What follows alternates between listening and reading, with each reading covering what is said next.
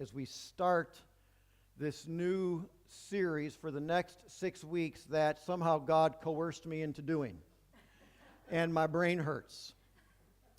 The Bible starts with, in the beginning, God created. And it ends, he who testifies to these things says, surely I am coming soon. Amen. Come, Lord Jesus. So I think, definitely at least 6 weeks, we're going to spend 6 weeks talking about the beginning, which is the creation story in Genesis. And then we're going to spend 2 weeks, probably, in the end of Revelation in chapters 21 and 22. And our idea is to get an understanding of what took place, what the creation story is about, and at the end to look at what is this new heaven and new earth, and then really saying, do we really know what is going to be happening? So here's the thing, is you are going to hear things that you may have never heard before. And probably for good reason, because you haven't really been that interested in the creation story or in the end of time story. You're like, yeah, this is what I've been told, good enough for me. And until you begin to dig deeper and dig down, do you begin to realize that maybe things aren't what you thought they might be. So some of you might be sitting there saying, look, I already know what I believe about that. I don't really care what you say, but it's going to be intriguing to me. That's fine. Some of you might be just in the middle, like, look, give me some new data. This could be interesting. And some of you are like, man, I just love these things. I just want to know more and more and more and more. Wherever you are, here's what I'm certain of, is we won't agree on everything. Just like when we went through 1 Corinthians and we offered up different ideas and different thoughts and said it's okay to disagree with one another, right? We can agree to disagree as long as we believe that Jesus is God. Ultimately, what we believe about the creation story and what we believe about the end of times, I don't know if anybody really has it right, but what matters is, do we believe that Jesus is God? And can we be unified in the fact that Jesus is God? Okay? And so here's the point of this really is, and I don't know, you have to answer this question, does it matter what I believe about creation? Doesn't matter. Doesn't matter what I believe about what the end is going to look like. For instance, if I believe in the fact that the universe is billions of years old, and you believe that the universe is 6,000 or 7,000 years old, does it matter? Can we still worship Jesus? Does it matter if I actually believe God used the Big Bang and evolution, and you believe he created man and woman and Adam and Eve, but we accept that Jesus is God? Does it matter that we believe these different things? So it's really the question. I would say no, it doesn't matter. I've watched God bring people to know Jesus because they were hung up in the traditional intelligent design creation story that many proclaim within the church. They were hung up there. They couldn't get it. But as people began to walk with them and suggest that maybe that isn't it, maybe there's other ways, they met Jesus. And that's our goal, isn't it? That people meet Jesus. And scholars and pastors, and we can debate the creation and all of this stuff day after day, month after month, year after year, till we're blue in the face and not agree at all. But do we believe that Jesus is God? And is that the message you and I are proclaiming through our voice and our words? Or is the first thing out of our mouth is, you're wrong about creation, I'm right? Or when someone says, here's what I believe, we're like, you're wrong, I'm right. Or are we like, let's talk, because does anybody really know? Okay, so that's kind of the idea as we walk through this. And again, things are going to pop up that you're going to be like, I never saw that before. And I'm not doing any of this to confuse you. I've tried to simplify this as much as I can, by the way. Today's just an intro. We'll jump into Genesis 1 next week. But we need to have some foundational things that we're kind of working from today, okay? So first off, I don't know if you ever researched this, but there are a number of creation theories. The one you know mostly is probably titled The Big Bang. Or so others would say, well, you wouldn't maybe not say this, but others would say intelligent design is a theory as well. And so it's one of these creation theories. But there's a whole list of theories of how creation of the universe and universes occurred. Quick Google search will tell you what they are. I've never even heard of most of them. But there's a bunch of creation theories. Okay? There's also a bunch of creation stories. Every civilization needs to say how they came into being. Okay? And so if you want to track through Asian creation stories, indigenous American creation stories, Southern American creation stories, right? There are numerous creation stories.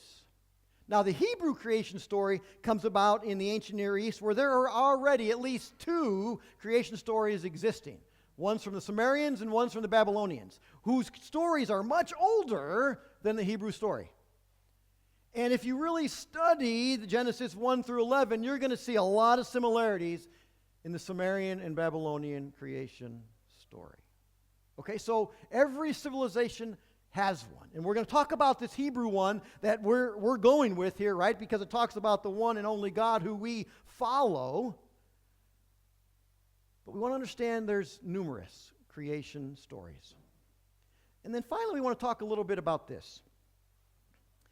We're dealing with, as we read the Old Testament from the beginning, is a culture that is oral. And we're going to share some dates in a minute. So these stories in Genesis and Exodus and Leviticus, Numbers, Deuteronomy, and most likely Joshua were passed down for year after year after year orally. No one was writing them down. And this is how civilizations pass down their history through stories and myths and fables, right? They orally transmit it, which is mind-boggling. Because if we played the telephone game right now and I told her a sentence, it would end up a completely different sentence when it got back to Gary, right? Because we aren't an oral culture. We don't listen that way. We don't think that way. We want it in writing, right? I can remember it when it's there, but this oral culture existed. And our Hebrew people were oral people. And they shared their stories orally until at some point, someone began to write them down. We have no idea who started the oral traditions. Who started telling these stories orally. We have no idea. We have no idea who was the first guy to start talking about the creation, no idea the first guy or woman to start talking about the story in Genesis or Exodus or Leviticus. We have no idea who was formulating these stories. We also, I know the tradition says Moses wrote the first 5 books, but that's pretty interesting if that's the case, but it's possible. It's okay if you believe that. But then we don't know who wrote them down, essentially. Who began to redact and edit and bring this oral tradition to scrolls. When we study something like 1 Corinthians or Matthew, Mark, Luke, and John, we're studying a guy, Paul, who wrote down letters that someone got and that we have found fragments of letters that are very similar, right? We're talking about people who were eyewitness of things. And we have other historical things that corroborate what was going on in Corinth, or what was going on with Paul, or what was going on as Matthew, Mark, Luke are writing their stories, right? There's other things. We have eyewitness testimony of these things we read in the New Testament. Was anybody there at creation? No. God. We want to keep that in our mind. I don't think we think like that. Now, I know what you're thinking. Well, God wrote the story, okay. But God used men, most likely, probably not women, men to write during that time these stories down. God used men with brains and men with sin and men with problems to write the stories down as God begins to tell his story. Okay? And so we want to understand that this, I think a lot of times when we read the book, we're like, oh, someone just started in Genesis 1 and started writing. Well, I'm about to show you that most scholars would say that isn't how the first 6 books of the Bible came about. Okay? And that's important to know that. Now, you can disagree with everything I'm about to say, and maybe you do believe that someone started in Genesis 1 and wrote it all the way down through Joshua. That's fine. Most people would disagree with you who study these things, but that's okay. So, these dates, BC, 1250 BC to 950 BC. Abraham, most scholars would say that Abraham lived around 2000 BC. Most scholars would say the first written word of the first 6 books of the Bible occurred about 800 to 1,000 years later. That the first parts of Genesis through Joshua were being written down somewhere between 1250 and 950. So from Abraham, for 800 plus years, it's orally being told. The story of Israel is orally being told. And that for 800, that's a long time, isn't it? And at some point, someone starts to write down these stories. And most scholars would say that Genesis through Joshua is not finished in its form that we have it now until 700 years later. That for 700 years, the Hebrew people are writing their story in Genesis through Joshua. And ebbing and flowing, crafting it, making it the story that you and I have today. Now, we probably don't think like that, right?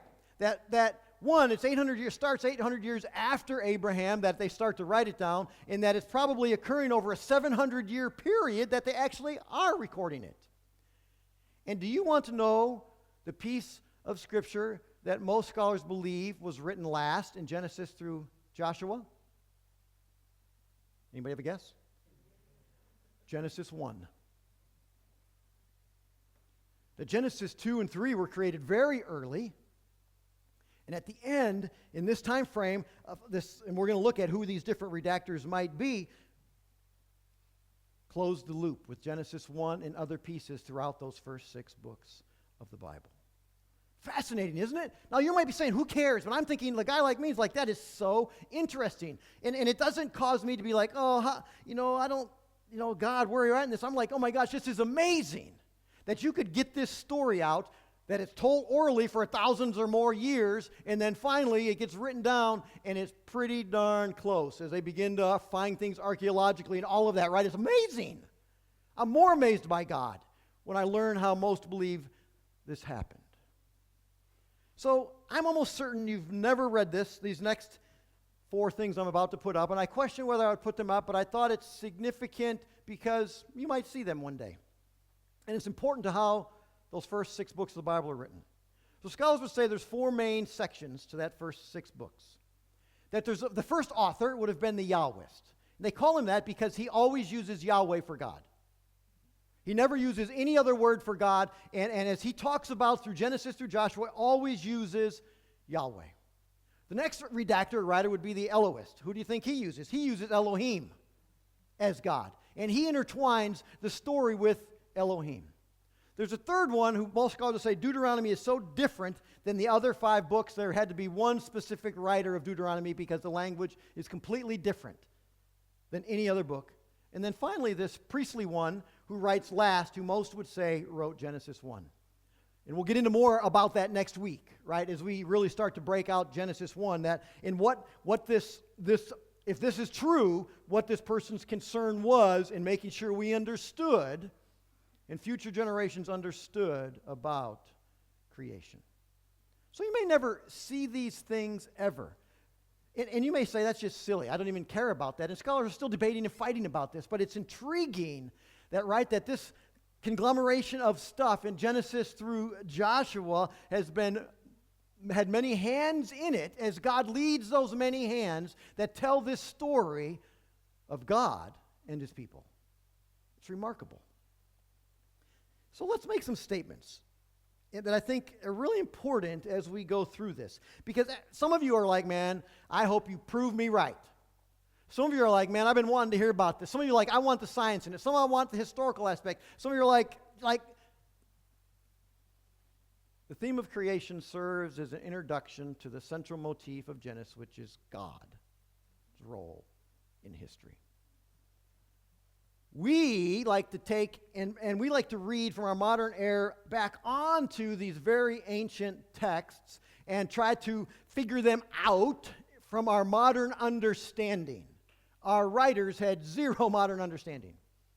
But what we need to see in the creation story, but in all of Genesis and Exodus and Leviticus and Deuteronomy, it's a story about God and his role in history.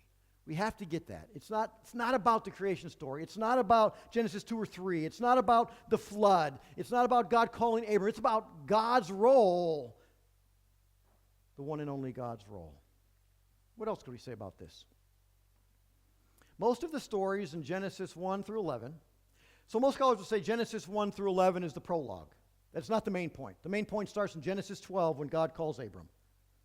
And the nation of Israel starts to become the nation of Israel.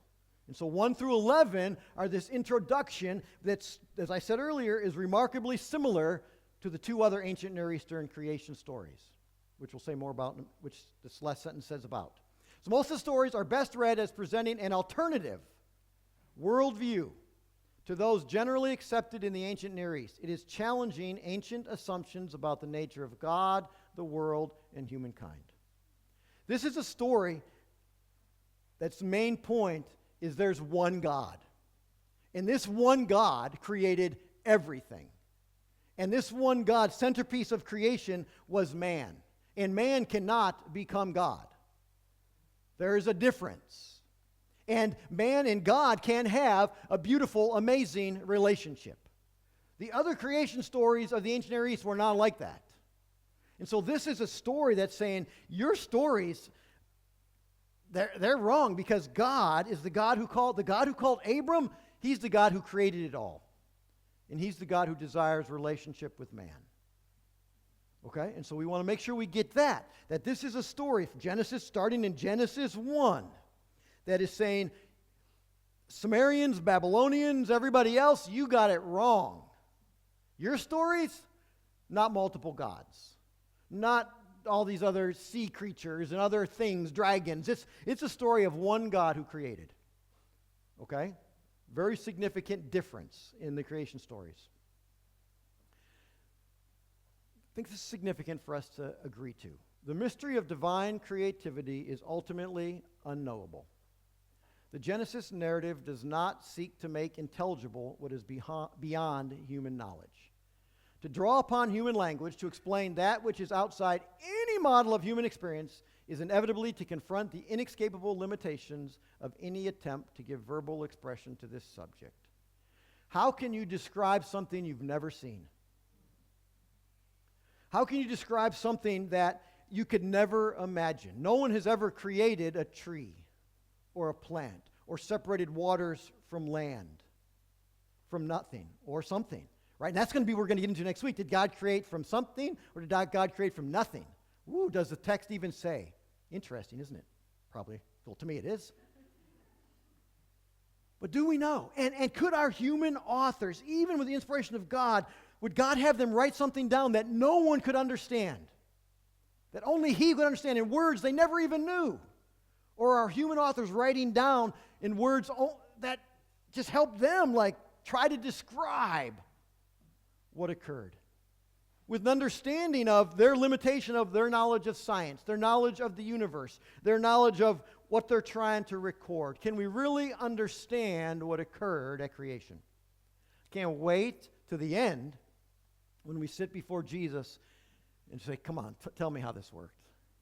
Because I'm sure He didn't get it right. Maybe He's got some of it right. But tell me what it was like, man. Can you show me a movie of it?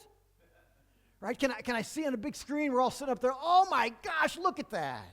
Not what we imagined. Not what we imagined. And so, can we really know? And if we can't really know, why are we willing to die on a hill of saying we know? I don't know. That's just me. And I think finally, and this is probably some of us, though historical and scientific questions may be uppermost in our minds, right? You're wanting science, some of you. You're wanting the history of it. As we approach it, it is doubtful whether they were in the writer's mind. A writer's not trying to write a scientific understanding, most likely, of what a creation. His knowledge is very limited. A writer's not trying to record, right? He's trying to get to God and who God is. And we should therefore be cautious about looking for answers to questions He was not concerned with. Genesis is primarily about God's character and His purposes for humankind. So important for us to get this. As we begin to, like, what is this word in the beginning? What has God created, the heavens and the earth? What does it mean the earth was without form and void? What is our writer trying to give us a mental image of? Is a day or not a day? And like all of these things, and could it really have happened like this? And I don't know. What we're going to try to figure out is, here's what the words we have. Here's not our understanding of science today, but here's how our author might have probably understood science, what his limitation was, and try to grasp what we're trying to learn about who? God. Because this is a story about a God who created, a story about a God who creates, a story about a God who continually creates, a story about a God who will create a new heaven and a new earth, a story about a God who, I don't know, a God who creates seems like for eternity will be creating, and I can't even imagine what that even seems like or will be like. But a story about a God who's very different than any other gods that they knew, other cultures knew, and is very different than any other gods being proclaimed still today. The one and only God who we know through Jesus. Let us never forget that our point when we gather isn't to prove us right in our theology. The only theological point I believe we need to prove is right is that Jesus is God. And I think about these stories of these men and women I've met who we debated creation stories and creation theories. And they just struggled to get past their view that things didn't evolve or that there wasn't a Big Bang. And I'm like, okay. Let's say all those were real. Now can we talk about meet Jesus? And they met Jesus. I don't really care what they thought about the creation story after that. Because it was Jesus who transformed their life, not this story. We want to keep that in our mind as we walk through this. Because we're going to look at things. I think through, like, if you want to read for next week, I think I'm going to cover through the fourth day and up through verse 19, I think, as we look at that. And then the third week, we'll look at 20 through 2-3, I think. And then we'll take a look at this other creation story written by, scholars believe, someone else. That's 2-4 through the end of chapter 2. See, how are they the same and how are they different? And what's the point of each? And then we'll jump ahead to Revelation and look at the end and talk about how many see the end and how many say this is the way it will happen. And if you don't believe the way we say it will happen, then you really can't be a part of us. And I'm like, what? How can anybody know how it's going to happen? But yet, some folks are so connected to the end even and what it's going to be like that they can't imagine any other way and unwilling to discuss it any other way. Church, I hope what we continue to do as a body is we want to be open to the fact that we don't know everything and that no one knows everything. The one thing we know is that we were transformed by the living God, and we want other people to know that same transformation. And so why is it important that we go through stuff like the creation story? Why is it important that we talk about that? Because one of us may meet a person who's hung up on it. And we might need to know a little bit more than just, that doesn't matter, right? We might need to learn a little bit more. We might need to read a little bit more so we can make a connection with this person to walk them to Jesus. So that's the point. That's why we go through something like this and say, let's dig it out a little bit. Let's understand it a little bit. Let's understand that not everybody agrees with what you think it is or what I think it is. But that's okay. That's okay. Because that isn't my goal to get them to agree with me theologically or historically. My goal is to help them meet Jesus.